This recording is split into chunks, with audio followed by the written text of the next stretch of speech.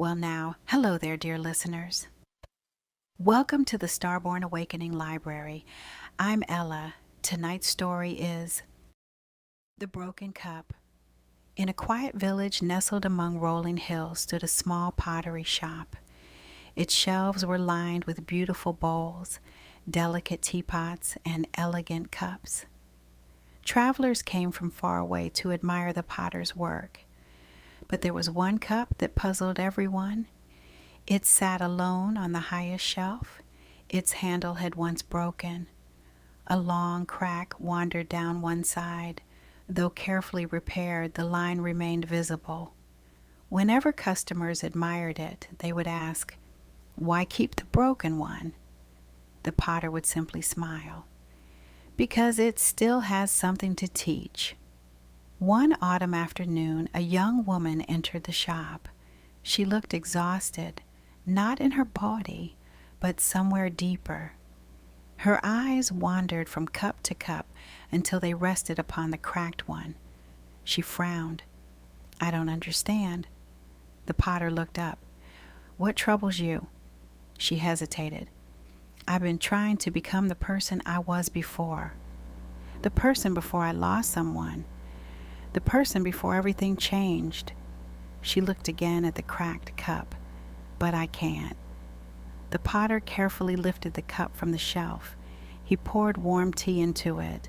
The woman watched closely. "Doesn't it leak?" "No." "Isn't it weaker?" "Perhaps." "Then why not make another?" The potter smiled. "I have." He gestured toward the many perfect cups surrounding them. "There are hundreds." "So why keep this one?" The old potter held the cup in both hands. "When I first made it, I thought perfection was its greatest beauty." He gently traced the repaired crack with his finger. "Then one day, it fell. I believed I had lost it. So I repaired it." The woman nodded quietly. "I can see the crack." "So can I." The potter smiled. "But now, every time I hold it, I remember that broken things are capable of becoming useful again." He handed her the cup. She wrapped her hands around its warmth. It felt surprisingly comfortable. The repaired handle fit naturally in her fingers. "This cup feels—" She searched for the word. "Alive." The potter nodded. "It has a history." "So do you." The woman looked into the tea. The surface reflected her face. Not the face she had before, the face she carried now, a little older, a little wiser, a little more tender. She whispered, "I've spent so much time wishing the crack would disappear." The potter smiled gently. "What if the crack is not asking to disappear? What if it is asking to become part of your story?"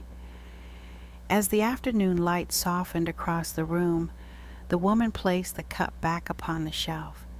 She no longer saw something ruined. She saw something restored. Not restored to what it had been, but restored to what it had become.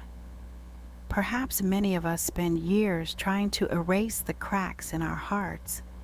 We hide them, we apologize for them, we imagine that healing means looking as though nothing ever happened. But perhaps healing is something quieter. Perhaps healing's carrying our history without allowing it to define our worth. Every scar tells a story, not only of pain, but of survival, not only of loss, but of love. The deepest beauty is rarely untouched. It is shaped by life, by courage, by repair, by beginning again. You are not valuable because you have never been broken. You are valuable because your heart keeps choosing to love, even after it has known sorrow. Closing reflection.